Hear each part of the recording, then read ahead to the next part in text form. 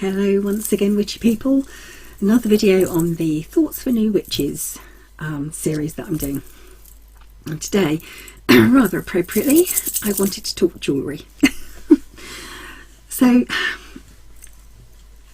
jewellery, like clothing, I guess, is a very it's to do with very personal taste. And there are a few trains of thoughts on what you should or shouldn't wear. I have heard it say that only Wiccans should wear pentacles because it's a Wiccan symbol. Actually, the pentacle is a symbol that is, it's more ancient than the Christian cross. It's more ancient and older, perhaps even than the Star of David, because it was an ancient Jewish symbol at one point. Now, should you as a witch wear a pentacle or a pentagram? It's up to you. This is what most of my videos are. It's up to you, you know. I don't believe you should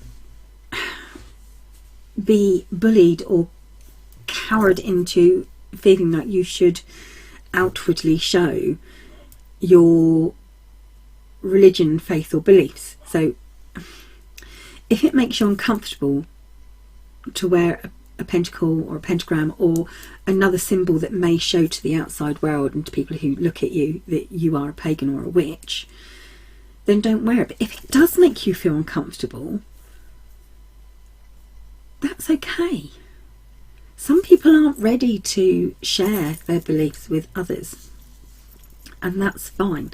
And if, you know, I mean, I don't mind, especially if I wear my charm bracelet, which has a lot of charms on it. Some witches do not agree with what I'm doing here. There was quite a big hoo-ha on my channel, actually. I got a few messages from people because I disagreed with a rather revered and wonderful woman who I deeply respect, because I disagreed with her views on eclectic witchcraft. I believe that you can be eclectic and you should draw from other traditions, because that's what makes your path stronger if it's personal to you. If you are following a specific tradition, then yes, stick to that tradition, because you chose that, you know, if you want to. But if that's the tradition you chose and that's the tradition that makes you feel comfortable and safe and it feels like it's the right one for you, then stick to that one and don't mix and match, because the minute you start mixing and matching, then you're not following that tradition any longer. So in my charm bracelet, which I made myself, by the way, I don't pay a lot for pagan jewellery. I have everything from the Celtic cross, the pentacle, moons, stars, cats, the tree of life, the triquetra, an ankh, oak leaves, acorns, fir cones, stars. There's a goddess symbol, even though I do not personify gods and or goddesses. I don't personify them. I don't see them as characters or people. They are more of an energy for me, but that's okay as well. I don't follow a particular pantheon, so I don't follow like someone who perhaps I like to wear ravens. Part of that may be because I tend to wear raven jewellery. I don't know if you can see that. It's a raven or a crow. When I first started developing my own thoughts on divination, so rather than being taught by family, like how to read palms and stuff by my grandfather and how to read tea leaves by my great nan, when I sort of like looked further, because of the internet really, and because obviously books are easy to get hold of and television, everything, I looked into runes, and Norse runes, Germanic runes, and I was fascinated by them. Now, as a person who is into Norse mythology and has a Norse mythology take on witchcraft, I would perhaps want to wear a lot of raven jewellery, or wolf jewellery, or tree jewellery to represent different parts of my beliefs. I'm not into Nordic witchcraft or Nordic mythology based witchcraft, but I do take on some things of that tradition within my own path, and that's okay. Do not let people tell you, that you cannot wear certain things, because then it would be like, well, you can't wear cat jewellery because you don't have a fluffy tail and claws. You have to wear something that...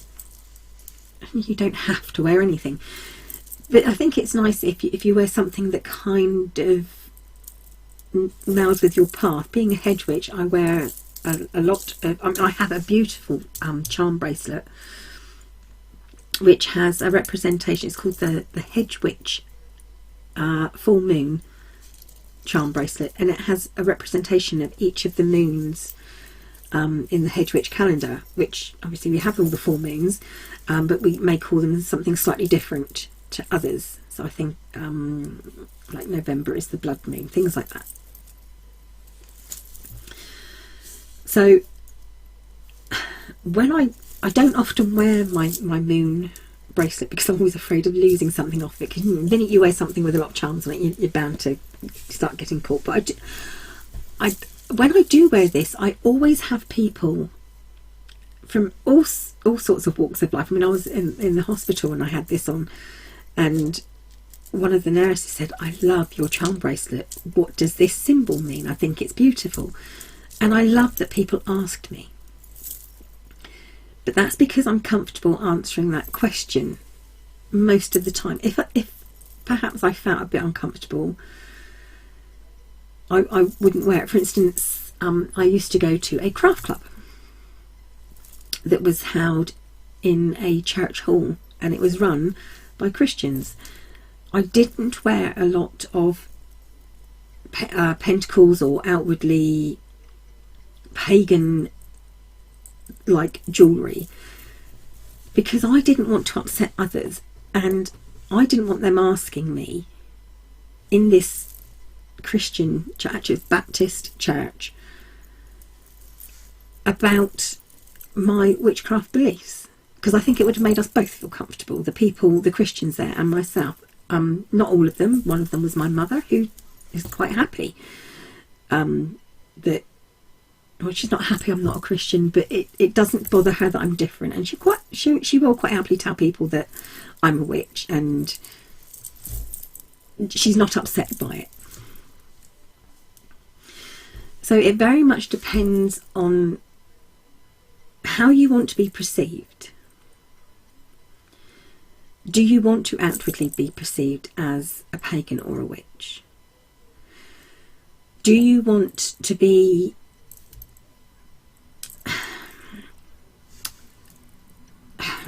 I don't want to say labelled, but do you want to appear as a certain type of witch by the jewellery that you wear? Because you will. People do like to put labels on things, and that includes other people's and their beliefs. So if you wear, like I said, if you wear ravens, perhaps people think that you're a Nordic witch. If you perhaps wear pentagrams, then people will automatically assume you're a Wiccan. Like I said, I wear a lot from cats, and certain... I like to wear certain stones that represent me. Of course, the other thing about jewellery is you can wear it as a talisman, and lots of witches do wear it as a talisman. The pentagram especially was thought to be a very powerful talisman. So you can wear jewellery as a talisman. It's not just a representation of who you are. It can be a representation of family, of For instance, we wear wedding rings as a representation that we are connected with someone, that we are married. Some people wear those bracelets with the screws in, and someone else will have the screw that can unscrew it to show that you are not their slave, but you know. I've watched some of these programs. That you belong to them.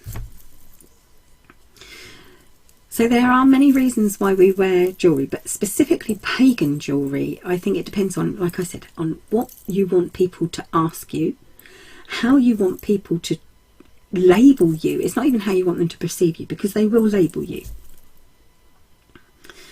And how comfortable we are in showing that. But like I said, there are certain things that do annoy me when it comes to jewellery. And okay, I'm going to say this, even though it's none of my business, it does upset me very much that pentagrams are associated outside of paganism. For non-pagans, they are very much associated with Satanists, and that quite upsets me, because the symbol that I would associate with Satanists is a reversed cross. Although for Catholics, a reversed cross means something completely different. It's a good symbol. I think it's a sign of piety, and that you are on a path to purity or something like that. I'm not too sure. I'm not a Catholic. I never have been a Catholic, so I don't know exactly, but I'm sure, you know, there are enough Catholics. If you need to ask someone, you could, or look it up.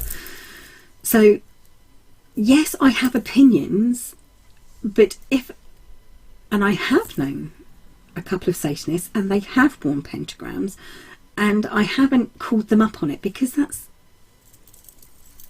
what they want to wear. Like I said, it does bother me, but not to the point where I feel that I should be able to tell them that they're wrong, because they're not wrong. They're doing what's right for them. And that's how... don't get me wrong, I'm not one of these people that is, you know, oh, everyone should do exactly as they please, because, you know, you can't.